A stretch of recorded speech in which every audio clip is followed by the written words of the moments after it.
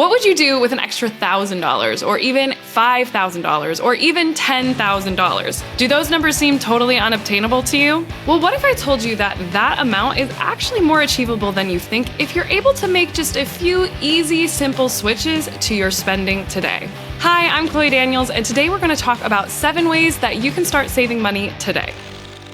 All right, let's get to it. So tip number 1, and this is a tip that everybody should be doing honestly on a monthly basis, is go through your spending for the last 30 days and see if there are any subscriptions that you're no longer using or if there's any hidden fees that you weren't expecting in your transactions for the last 30 days. Again, it's something that's really good for us to do on a monthly basis if we can, because sometimes we sign up for a subscription where we're just trying to get that free trial, and then without us even realizing it, we start getting charged for a product that we may or may not even be using. So always make it a goal to maybe the first of the month, go through the last 30 days of your spending and see, are there any subscriptions in here that I didn't even realize I'm still paying for? And another reason that this is good to just get in the practice of reviewing our spending at least once a month is that we can see if there's any charges that weren't supposed to be there. Maybe there's a fee you didn't know you were paying for your bank account, or maybe you're getting charged every time you use an ATM. You just never know what you're going to find when you go back and look at the last 30 days. So it's always a good thing to just make it a practice to go back and check. It takes like 10 minutes and you'll be amazed at what you find. Now, tip number 2, this is one of my favorites because it's the number one thing that I hear from my students and my community in terms of where their money goes, and it's to food. Now, I was totally guilty of this. When I first tracked my spending for the very first time, I was shocked by just how much money I was spending on food, both in eating out and even on groceries. So this is my biggest second tip, is learn how to meal prep, and also, if you can, shop at Aldi. This has saved me so much money over the long term because I'm not kidding you. When it comes to the lowest grocery prices, nothing beats Aldi, and I have tried to beat Aldi. So if you have one of those in your area, I cannot recommend it more. Now, tip number 3 is something that I think a lot of people may not know about this resource, and that is saving money on prescription drugs. There is a free app that I absolutely love, and no, this isn't sponsored, but it's called GoodRx. And GoodRx isn't the only type of app out there that does this, but it's the most popular one. If you have prescription drugs that you're paying for on a monthly basis or on a random basis, I recommend always checking, 1, what is the cost going to be with your insurance, but 2, also check the app GoodRx. And like I said, I know there's others out there, so just look up prescription saving apps. But what you do is essentially first find out what the price of the drug that you're purchasing is, what the price is with your insurance, and then also look it up on GoodRx. Again, GoodRx is free. You don't have to pay for anything for the service, but it compiles a list of discounts available at the pharmacies in your area for that specific prescription drug.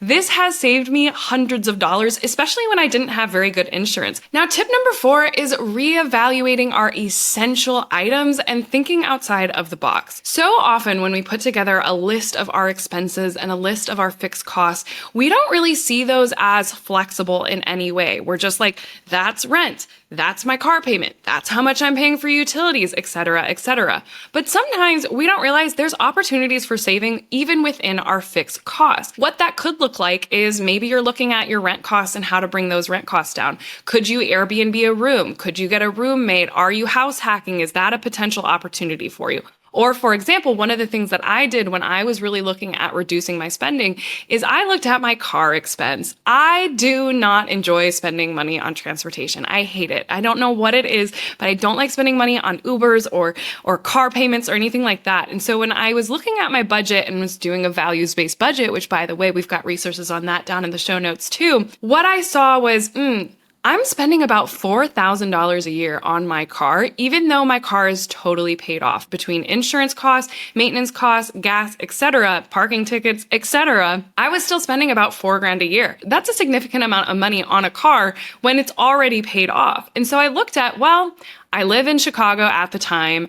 There's a lot of public transportation available. Do I really need this car expense? Could I get by without a car? And so I actually went 2 years without a car and was able to take the money that I would have spent on that used car that was just sitting on the street most of the time and use it for other things like my savings and investing goals. So that's what I mean when I say think outside of the box and really look at those fixed expenses with an open mind, because there may be ways for you to reduce those fixed expenses that you maybe hadn't thought of. I know a lot of people who go from a 2-car family to a 1-car family specifically to save more money, invest, and reach their financial goals. Now, my next tip, number 5, this is specifically for people who are good at using their credit cards, which you guys have seen the videos on how to properly use your credit card, so I'm sure this is you. Let's talk about credit card hacking. Now, when it comes to how I spend money on travel, a lot of the times when I'm traveling, most of my expenses in the travel department are covered by credit card points. There are some really amazing credit cards out there that, again, this is only applicable to you if you are good at using a credit card. If you pay it off every month, you have a good credit score, and you know that you can handle a credit card responsibly, well, there's a lot of really great travel credit cards out there, cashback credit cards out there. I'm a lazy credit card hacker. I'm not somebody who likes to have multiple different cards and like trying to manage what card to use for what thing. I know you can do that, and it's incredible for the people who can do that. I'm more of a lazy person, and I like to just have a good overall card that gives me the points that I need in order to travel. I've gotten so many free flights, free hotel stays, free rental cars, and things like that simply because I put all of my expenses on that credit card. I pay that credit card every single month, and then I get points. Now, there are tons of different types of credit cards out there, so you've got to first think, like, where is most of my money going? Is most of my money going towards things like groceries and eating out, or is a lot of it going to online shopping? Or maybe you're a business owner and you have ad expenses and things like that. There are credit cards that allow you to maximize the points for the spending that you're already doing. So always be sure to have a quick look at what other credit card companies are offering, and if there's a credit card that really aligns with the type of spending you're already doing so that you can maximize the amount of points you're getting and get some free money. Now, tip number 6 is a little outside the box, but I think it's incredibly important, and it was really important in my own journey as well, and that was learning how to say no. I'm a people pleaser, and I also have a group of friends that are really active when it comes to doing things like trying new restaurants or going to new exhibits and things like that, especially when I was living in Chicago. And I always wanted to say yes to these experiences. I wanted to say yes, even if it was something that I wasn't that interested in, just because 1, I like spending time with my friends, and 2, I never want to disappoint anybody because I said no because I'm on a budget or whatever. And I know a lot of people in my community kind of struggle with the same things of when you go on a budget or when you're trying to save money, sometimes it feels like it's really hard or that you have to say no and stop being social with your friends in order to achieve your money goals. And that's not fun. First step is being really intentional with the things you do say yes to. Are you saying yes just to say yes, or are you saying yes because it's something that you really want to do? I had to get really honest with myself about what I truly wanted to be spending my money on, and that includes in the social aspect as well. There are things that I'm happy to say yes to and I'm happy to spend money on, but if it was something that I could easily pass up, I'd say no, or I'd offer something else that we could do instead. Now, this final tip can save you thousands upon thousands of dollars, and that's something as simple as refinancing your debt and your loans and negotiating your bills. Again, going back to one of our previous tips, we see our fixed expenses and we think that those are unchangeable, but sometimes there's things that we can do like negotiate our bills or refinance our loans to reduce those costs. So one of the number one things that I recommend people do, especially if you have debt, especially if you have high interest debt, is look at the potential of refinancing those loans every 6 months. See what the rates are that are available to you.